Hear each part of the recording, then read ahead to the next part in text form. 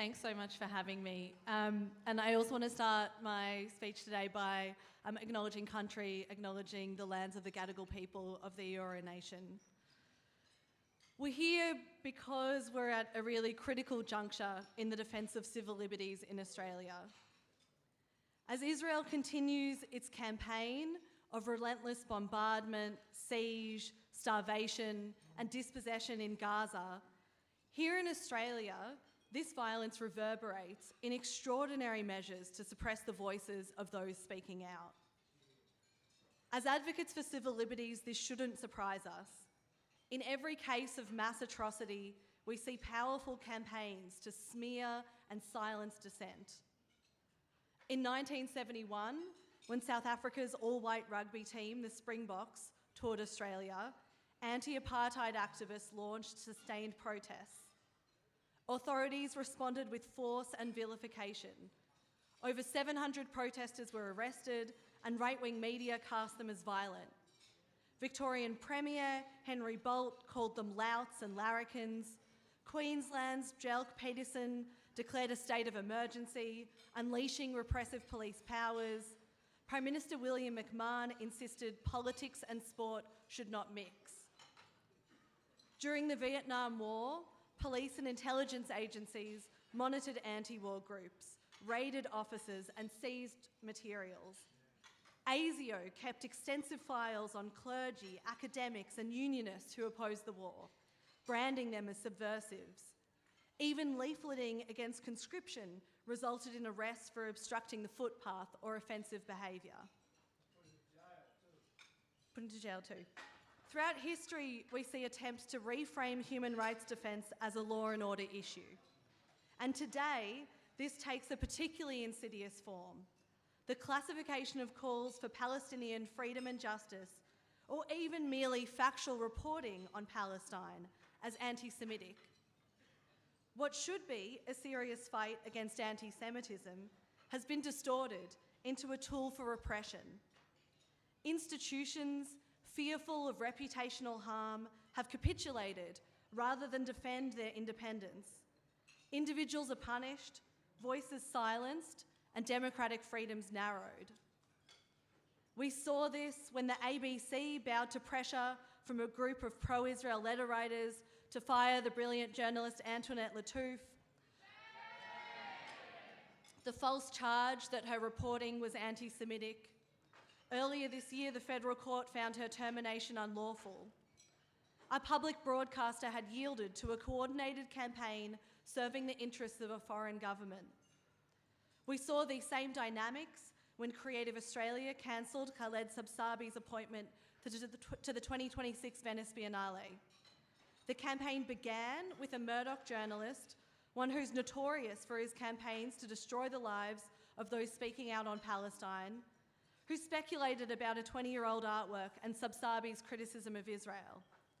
Senator Claire Chandler weighed in, questions were asked in Parliament, pressure was applied by politicians, and his appointment was revoked without any due process. 5 months later, after intense public outcry, they admitted error and reinstated him. We saw this again when Palestinian writer and scholar Randa Abdel Fattah had her ARC research grant suspended after sustained lobbying by pro-Israel groups and the Murdoch press.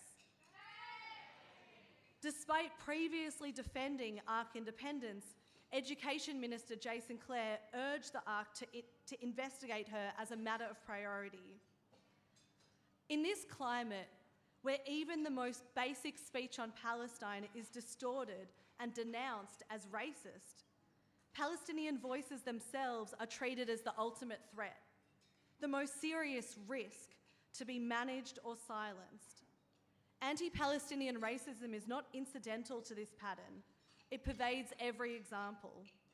It is what allows Palestinian grief to be dismissed, Palestinian testimony to be discredited, and Palestinian suffering to be systematically erased from public view. And I know some of these tactics, which I've experienced personally. In January, I gave a speech at the Queensland University of Technology criticising Peter Dutton and the far right for exploiting Jewish identity to push their own agenda. An Israel lobbyist in the audience stripped one satirical slide of context and handed it to the Australian. Within hours, News Corp had launched a full-scale smear campaign against me. Complaints followed, politicians, including Peter Dutton, weighed in, the Vice-Chancellor issued a mealy-mouthed statement, and pro-Israel groups wrote to the ABC, demanded I be blacklisted. It was a coordinated campaign designed not merely to discredit me, but, like others, to destroy my professional life and send a warning. But when a retired judge was commissioned to review the matter, the allegations collapsed.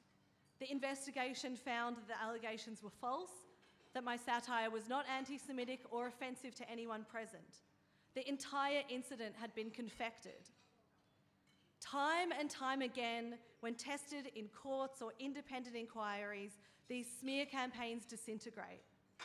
They're not the result of principled reasoning, but panic-driven suppression, justified by the spectre of anti-Semitism. As Justice Stewart recently ruled in the case of Wissam Haddad, criticism of Israel and the political ideology of Zionism does not constitute anti-Semitism. As His Honour put it, the conclusion that it is not anti-Semitic to criticise Israel is the corollary of the conclusion that to blame Jews for the actions of Israel is anti-Semitic. The one flows from the other. This distinction is essential to free expression. Without it, criticism of a state and state ideology becomes recast as racial vilification, collapsing political critique into hate speech.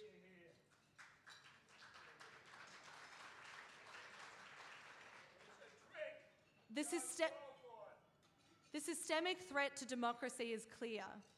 If journalists can be dismissed for sharing a Human Rights Watch report, if artists can be cancelled for decades-old work and speech on Israel, if Palestinian academics are punished for criticising a foreign state that is oppressing them, then the question is not whether Palestine solidarity is under attack, but whether free expression itself can survive.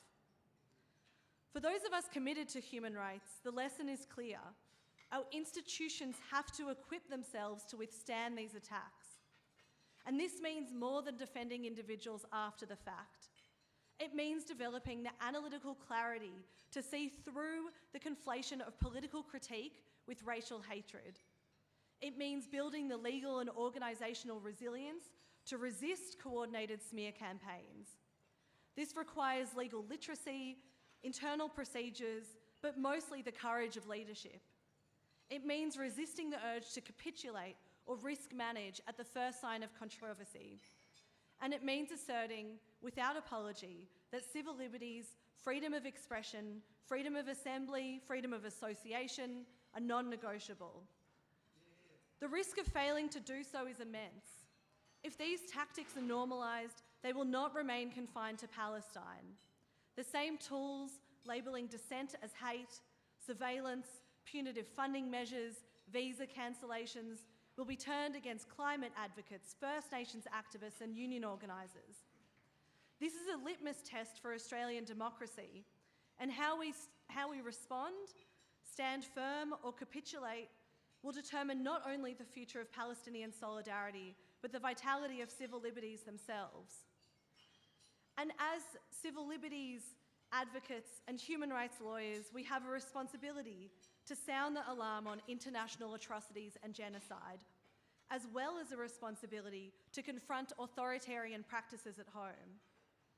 Free speech, due process, institutional independence, they're not optional extras in a time of crisis.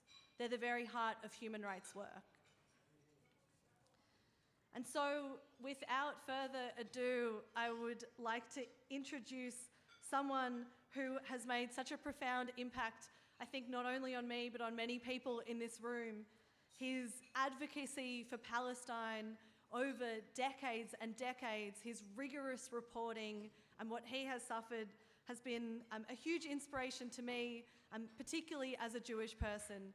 And the willingness and courage of Anthony to come forward and to bravely speak out against injustice at a time when it was not very popular to do so is something that I think is incredibly inspirational. And so I'd like to introduce Anthony Lowenstein as the keynote speaker